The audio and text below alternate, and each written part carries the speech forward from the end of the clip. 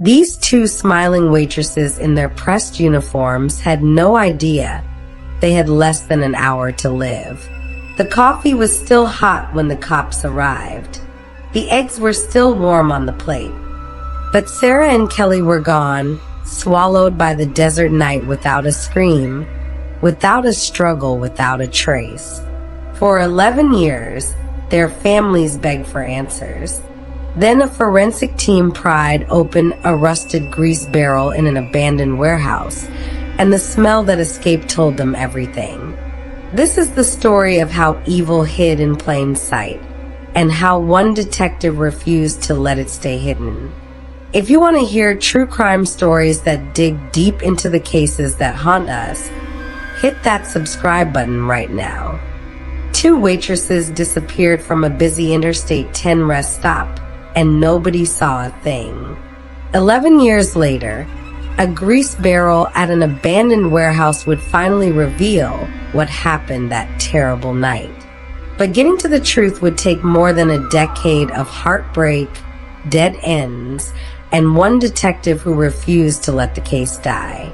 Sarah Mitchell and Kelly Chin were as different as two people could be. Sarah was 38, a single mom working double shifts to support her 6-year-old daughter. Kelly was just 22, saving money for college while living with her parents. They both worked the graveyard shift at Ruby's Diner, a small restaurant tucked inside the Desert Palms rest stop along a desolate stretch of I-10 in western Arizona. The rest stop saw plenty of traffic during the day, but after midnight, it became a lonely outpost where truckers grabbed coffee and tired families stretched their legs between cities. The women had been working together for almost a year. They had a routine down pat. Sarah handled the register while Kelly worked the kitchen and dining area. They covered for each other during bathroom breaks and cigarette breaks. On slow nights, they'd sit at the counter folding napkins and talking about their dreams. Sarah wanted to get her nursing degree. Kelly wanted to study marine biology, even though the ocean was hours away. October 15th started like any other shift. They clocked in at 11 p.m., relieved the evening crew, and settled into the quiet rhythm of the night. Security cameras showed them serving a handful of customers between midnight and 2 a.m.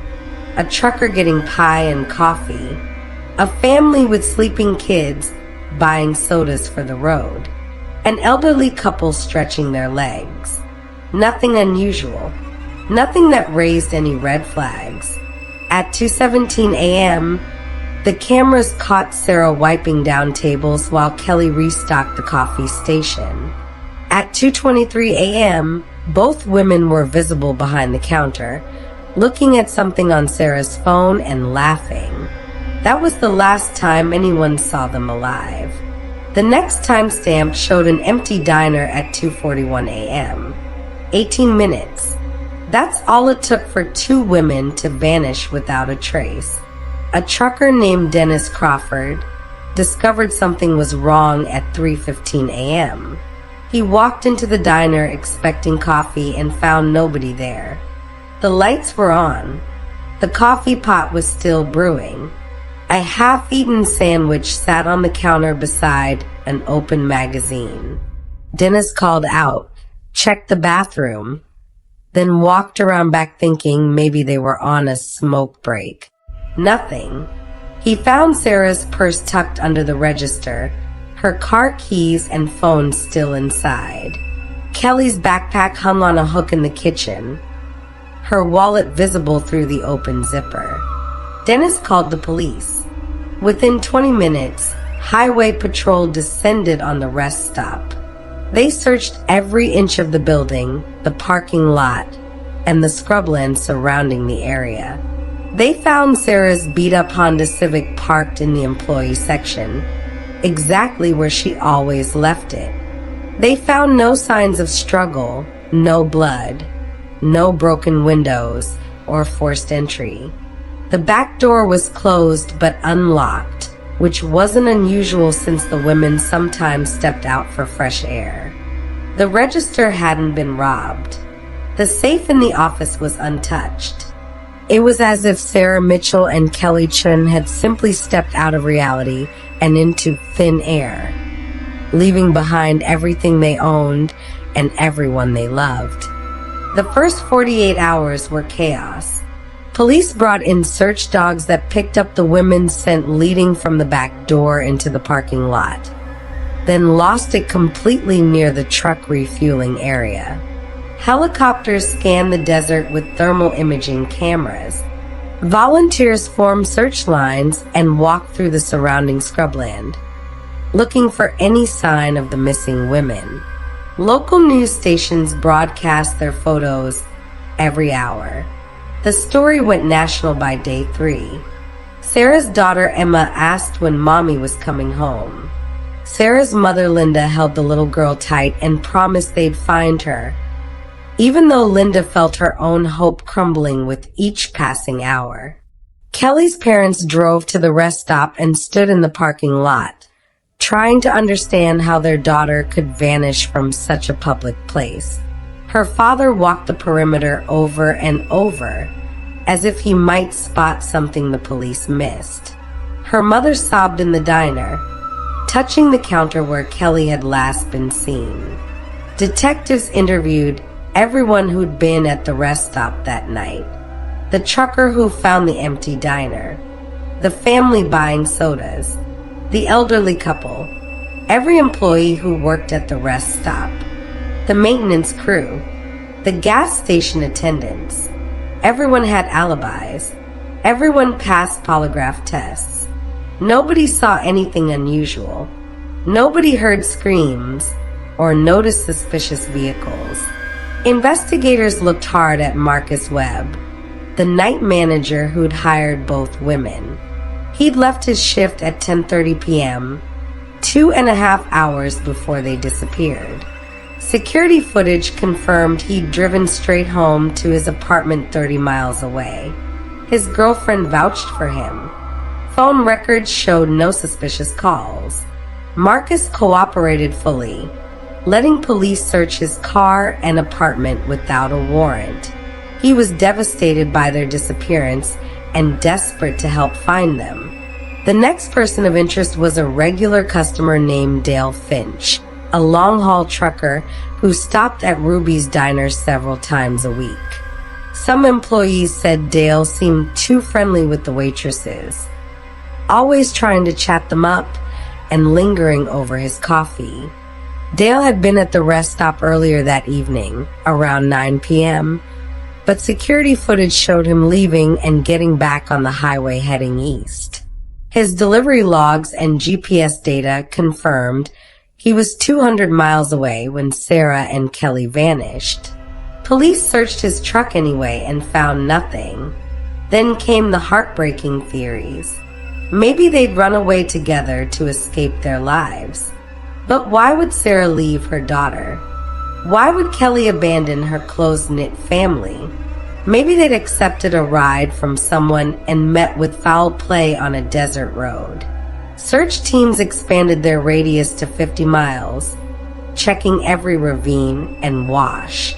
They found nothing. Maybe a serial killer had been passing through, hunting at rest stops. The FBI got involved, cross-referencing unsolved murders along the interstate corridor. No matches, no patterns, no answers. By week 3, the active search scaled back. The media moved on to other stories. The volunteers went home. The investigation continued, but detectives were running out of leads. The case was drowning in dead ends, and everyone could feel it slipping toward the one thing nobody wanted to admit. It was going cold. The first year was the hardest. Linda Mitchell kept Sarah's bedroom exactly as she'd left it, unable to accept that her daughter might never walk through that door again. She raised Emma, watching the little girl grow up without her mother. Every birthday, every school play, Every milestone was tainted by Sarah's absence. Emma asked fewer questions as she got older, but Linda saw the sadness in her granddaughter's eyes. The not knowing was its own special torture. Kelly's parents organized annual memorial vigils at the rest stop. Every October 15th, they gathered with friends, family, and a shrinking group of supporters to light candles and remember. They refused to say the girls were dead, clinging to the slim possibility they might still be alive somewhere. Kelly's father spent thousands of dollars hiring private investigators who promised results but delivered nothing. Every lead evaporated. Every tip led nowhere. Detective Rita Vasquez inherited the case in year 4 when the original lead detective retired. Rita was known for her stubborn refusal to give up on cold cases. She reviewed every file, every interview transcript, every piece of evidence. She drove out to the rest stop dozens of times, walking the grounds and trying to see something everyone else had missed. The case haunted her. 2 women don't just vanish. Someone knows something. Someone always knows something. The investigation's early years had been hampered by limited technology. The security camera system at the rest stop was outdated, with cameras that only captured footage every few seconds rather than continuous video. That 18-minute gap between 2:23 and 2:41 a.m. was actually broken into fragmented snapshots. Investigators had assumed the women disappeared during that window, but they couldn't pinpoint the exact moment or see what happened in between the frames. By year 7, the case file had grown thick with dead-end theories and disproven leads. Psychics called claiming visions. Conspiracy theorists blamed everything from human trafficking rings to government cover-ups. None of it panned out. The families felt forgotten, their annual vigils attracting fewer people each year. Local police departments had undergone budget cuts and personnel changes. New detectives looked at the file and saw an unsolvable mystery, a tragic footnote in the department's history. But Rita Vasquez wouldn't let go. She re-interviewed old witnesses, hoping time might have loosened their memories or guilt. She studied similar disappearances across the Southwest, looking for patterns. She attended conferences on cold cases and missing persons investigations. She knew the answer was out there, buried in the details everyone had overlooked or the evidence that hadn't existed yet. Year 11 arrived with the same sad ritual. Linda Mitchell brought Emma, now 17, to the memorial vigil. Kelly's parents stood by their candles, looking older and more defeated than ever. The rest stop had changed ownership twice. Ruby's Diner was now a franchise coffee shop. New employees worked there, people who'd never heard of Sarah and Kelly. The world had moved on, but for the families, time had stopped on that October night. Then Rita's phone rang with the call that would change everything. The tip came from an unexpected source. A woman named Patricia Gomez contacted the police about her ex-husband, Vincent Rourke. Patricia had divorced Vincent 6 years earlier after a troubled marriage, and they'd barely spoken since. But Vincent was dying now, cancer eating through his body, and he'd reached out to her one final time. During a painful conversation at his hospice bedside, Vincent had broken down and confessed something that had been eating at him for over a decade. He knew what happened to those waitresses from the rest stop. He'd helped cover it up. Vincent wasn't the killer, but he'd been friends with the man who was. Back in the early 2000s, Vincent had worked maintenance at a commercial property park about 3 miles from the Desert Palms rest stop. The The property included several warehouses that various businesses leased for storage and light manufacturing. One of those businesses was a restaurant supply company called Southwest Food Services. The owner was a man named Jack Brennan. According to Vincent's confession, Jack had been at the rest stop that October night. Vincent didn't know all the details, but Jack had shown up at the warehouse around 3 a.m. in a panic, saying there'd been an accident. He needed help. Vincent owed Jack money from a gambling debt, and Jack made it clear this was how Vincent would clear his account. They'd spent hours that night moving something heavy from Jack's van into the warehouse. Vincent knew better than to ask questions. Jack had a reputation for violence, and Vincent was scared. After that night, Jack left town. The restaurant supply business folded. Vincent tried to forget it ever happened, but he couldn't forget. The guilt ate at him for 11 years, especially after his ex-wife told him about the missing waitresses and their family still searching for answers. Now, facing death, Vincent wanted to clear his conscience. He told Patricia everything he remembered about that night and about the warehouse where they'd hidden something in an old industrial grease barrel, the kind restaurants used for disposing of cooking oil. Rita Vasquez listened to Patricia's story with her heart pounding. She pulled every record she could find on Jack Brennan and Southwest Food Services. Jack had a criminal history: assault charges, domestic violence, fraud. He'd been investigated for involvement in an armed robbery back in the 90s, but never charged.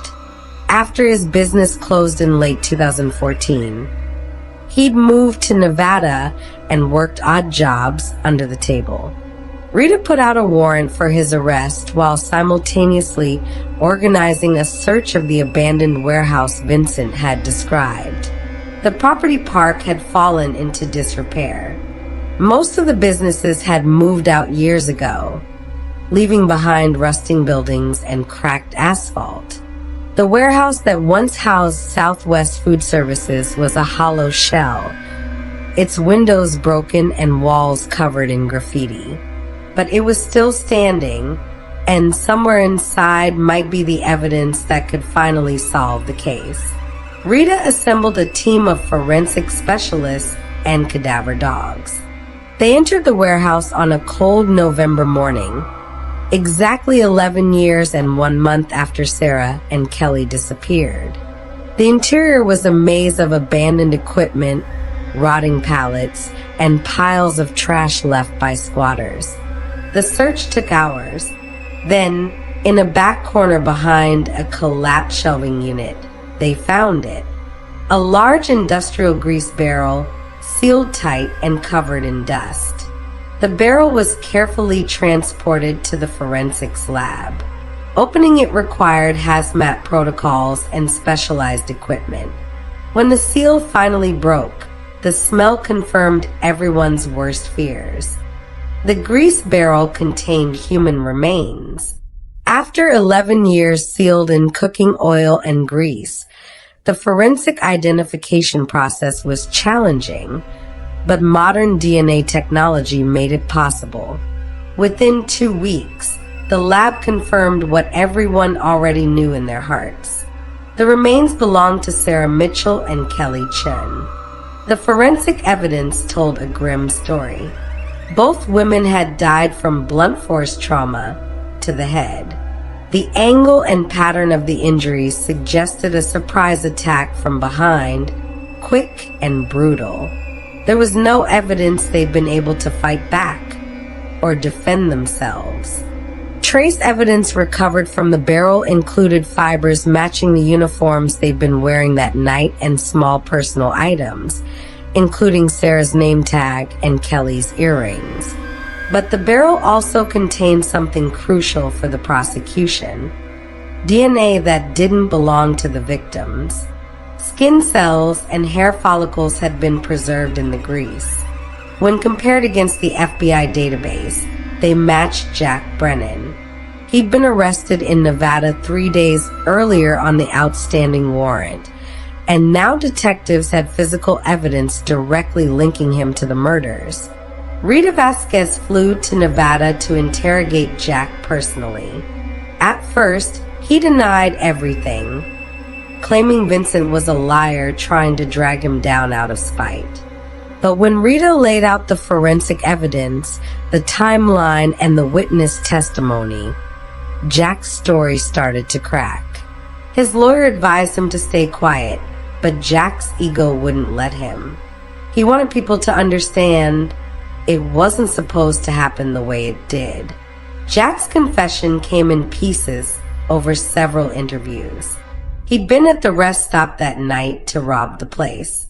He'd done his research, knew the graveyard shift was just 2 women, knew the safe in the back office held the week's cash deposits.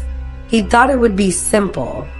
Get in after closing, grab the money, get out. But Sarah and Kelly had been there, and when Sarah saw him breaking into the office, she'd confronted him. Jack panicked. He'd grabbed a crowbar he'd brought for prying open the safe and swung it. Sarah went down. Kelly came running from the kitchen, and he'd hit her too. He hadn't planned to kill anyone. That's what Jack kept saying, as if it mattered. He'd only wanted the money, maybe tie them up and leave. But once it happened, he had to make them disappear. He'd loaded their bodies into his van, cleaned up the diner as best he could in his panic, and driven to the warehouse where he knew Vincent would be working the night shift. The grease barrel had been his idea. He figured no one would ever find them there, sealed away in a container designed to hold restaurant waste. He'd been right for 11 years. The evidence was overwhelming. Jack's DNA in the barrel, Vincent's testimony about helping move the bodies, security footage from a gas station near the warehouse showing Jack's van on the night in question, cell phone tower records placing Jack's phone at the rest stop during the time of the disappearance, the forensic analysis of the victim's injuries matching the timeline and weapon Jack described. The trial lasted 3 weeks. The defense tried to argue that Vincent's testimony was unreliable and that the DNA evidence had been contaminated after 11 years in Greece. But the prosecution built an airtight case, piece by piece, showing the jury exactly how Jack Brennan had murdered 2 innocent women for a few $1,000s and then hidden his crime for over a decade. The jury deliberated for 6 hours before returning a guilty verdict on 2 counts of first-degree murder. Linda Mitchell sat in the courtroom and listened to the judge sentence Jack Brennan to life in prison without the possibility of parole. She held Emma's hand, feeling her granddaughter's tears mixing with her own. This wasn't the ending she'd wanted. She'd wanted Sarah to walk through the door, alive and well, with some impossible explanation for where she'd been. But at least now she knew. After 11 years of terrible uncertainty, she finally knew what happened to her daughter. Kelly's parents felt the same crushing mixture of grief and relief. Their daughter was gone, really and truly gone, but they could finally lay her to rest. The memorial service was held on a sunny December afternoon. Hundreds of people attended, including many who'd never met Sarah and Kelly, but had followed their story over the years. Detective Rita Vasquez came, standing quietly in the back and watching 2 families finally say goodbye. The case sparked important changes. The rest stop upgraded its entire security system with continuous recording cameras and better lighting in the parking areas. Other rest stops along I-10 followed suit. Law enforcement agencies began reviewing other cold cases involving missing persons near commercial properties, wondering how many more victims might be hidden in forgotten places.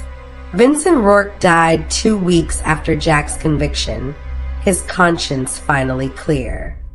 Some people said he was a coward for waiting so long to tell the truth.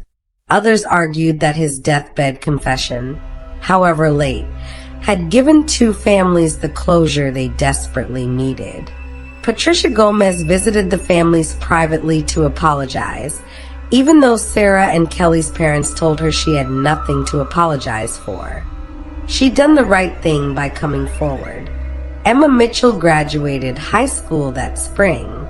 She'd chosen to study criminal justice in college, inspired by Detective Vasquez, and determined to help other families find answers when their loved ones went missing. Linda was proud of her granddaughter's strength, knowing Sarah would have been proud too. Emma got a tattoo on her 18th birthday. Her mother's name surrounded by small stars, a permanent reminder that Sarah's light hadn't been extinguished by the darkness of one man's choices. The Desert Palms rest stop installed a memorial plaque near the entrance, honoring Sarah Mitchell and Kelly Chun. It served as a reminder that every person passing through was someone's daughter, someone's friend, someone who mattered. Their deaths weren't just a cold case file or a sensational news story. They were a tragedy that rippled through families and communities, leaving scars that would never fully heal. Detective Rita Vasquez kept a photo of Sarah and Kelly on her desk, a reminder of why she did this work. Cold cases weren't just files gathering dust. They were lives interrupted, families torn apart, and justice delayed, but never denied. She thought about all the years those families had suffered, not knowing if their loved ones were alive or dead, if they'd been taken or had chosen to leave. That uncertainty was its own form of torture.